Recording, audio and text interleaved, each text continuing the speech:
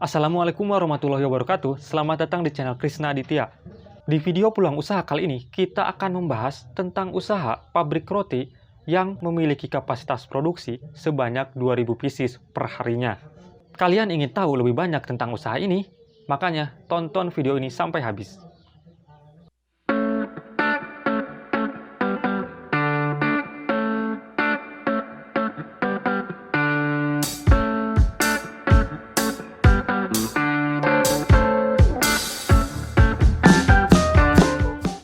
Sekarang, saya sudah berada di salah satu pabrik roti yang berlokasi di Kabupaten Ciamis, Jawa Barat. Tapi sebelum kita bahas tentang usaha ini, kita lihat dulu yuk proses pembuatan rotinya.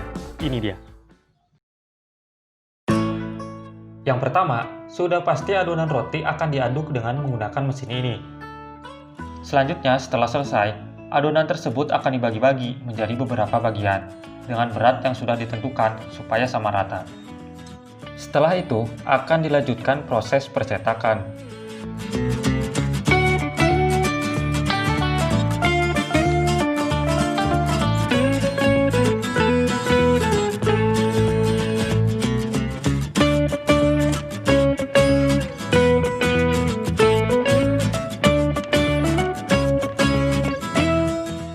Nah, ini sedang dimasukkan isian rotinya.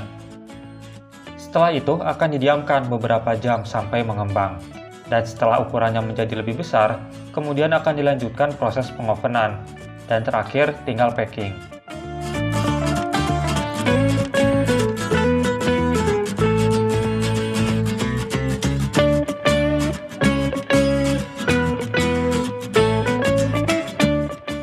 Nah, setelah kita tahu proses pembuatan rotinya, kali ini kita langsung mengunjungi rumah bosnya langsung, Kang Jajang, yang kini memiliki karyawan sebanyak 7 orang dengan kapasitas produksi sebanyak 2000 pieces roti per harinya dan diproduksi setiap hari kecuali hari Kamis.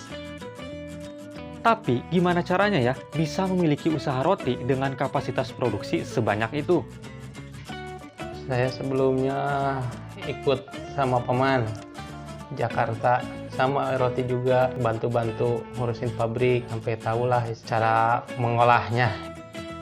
Jadi, sebelum memiliki pabrik rotinya sendiri, Kang Jajang ini pernah bekerja di salah satu pabrik roti di Jakarta yang dimiliki oleh pamannya sendiri. Dari situlah beliau belajar tentang bisnis roti ini. Dari mulai cara pembuatan rotinya, memilih bahan-bahan dengan kualitas sebaik mungkin, sampai cara mengatur pabrik roti ini. Hingga akhirnya, di tahun 2017, Kang Jajang memutuskan untuk memproduksi rotinya sendiri. Kira-kira bagaimana kondisi awal bisnis roti Kang Jajang ini di tahun 2017 saat baru memulainya, dan juga berapa modal pertamanya? Pertama punya karyawan satu, saya bikin dulu sehari, besoknya saya jual dulu gitu. Palingnya sekitar setengah bal. Setengah bal Ya tuh? sekitar 1000 biji pertama selang satu hari gitu. Satu hari produksi, satu hari jual, satu hari produksi, satu hari jual gitu. Kisaran modal 25 juta. 25 juta. Buat peralatan. Pertama mesin aduk, terus itu mesin pembagi adonan, loyang gitu.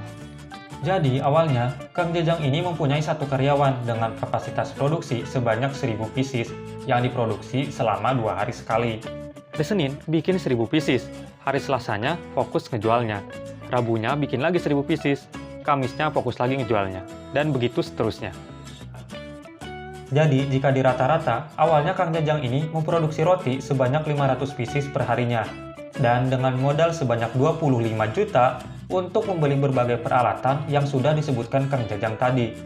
Dan kini, setelah 3 tahun, jumlah karyawannya telah bertambah menjadi 7 orang, dan juga kapasitas produksi meningkat pesat mencapai 2000 pieces per harinya. Mendengar hal itu, kira-kira berapa pendapatan Kang Jajang selama sebulannya? Kang Jajang menjual rotinya ke sales dengan harga Rp600 per pieces, dan sales tersebut nantinya akan menjual rotinya seharga Rp800 ke warung-warung terdekat. Dan di warung tersebut, rotinya akan dijual dengan harga Rp1.000. Dan saat ini produksinya mencapai 2000 pieces per hari. Berarti perharinya pendapatan Kang Jajang ini sebanyak Rp1.200.000. Jika kita asumsikan bahwa sebulan itu sebanyak 30 hari, maka pendapatan Kang Jajang selama sebulan mencapai 36 juta rupiah. Dengan catatan, pendapatan tersebut belum dikurangi biaya produksi setiap harinya, seperti biaya bahan baku, biaya listrik, dan juga tentunya gaji karyawan yang harus dibayar tiap bulannya. Berikutnya, apa alasan Kang Jajang memilih bisnis roti ini? Gitu ya, pertama emang saya dapat ilmunya di bidang itu ya. Kedua-dua ya, kalau produk makanan kan istilahnya cepat lah gitu, bisa. Kalau roti sekarang bikin besok langsung kejual, bisa langsung jadi duit lah istilahnya gitu. Di kampung ya, kalau roti ya, kalau lagi musim ini kerja seperti petani itu kan udah ke sawah gitu. Ya itu di situ naiknya omsetnya, ramenya. Dan saat momen tersebut, keuntungan Kang Jajang dari roti ini bisa meningkat sebanyak 2 kali lipat. Dan momen saat omset menurun terjadi pada saat bulan puasa. Kalau yang lain kan puasa ningkat nih penghasilan, kalau di roti puasa udah beku gitu. Untuk roti Kang Jajang ini memiliki beberapa varian rasa dan juga bentuk. Ada pisang coklat, ada kacang coklat, pisang keju, ada kopior, kelapa susu, via kacang hijau, via coklat, gitu. Panjang sama yang bulat. Dan berikut ini adalah tips dari Kang Jajang buat kalian yang mungkin tertarik memulai bisnis roti seperti ini. Usaha roti ya, pertama ya harus punya ilmunya dulu, gitu ya. Soalnya kadang-kadang zaman sekarang kalau ngandelin istilahnya orang lain, kalau kita sendiri juga nggak bisa, repot gitu.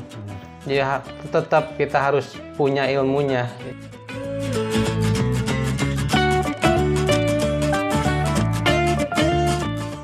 Tips dari Kang Jajang tadi sekaligus mengakhiri video kita kali ini. Semoga dengan adanya video ini memberikan manfaat untuk kita semua. Dan seperti biasa, tekan tombol like apabila video ini bermanfaat. Subscribe dan juga aktifkan lonceng supaya kalian mendapatkan pemberitahuan.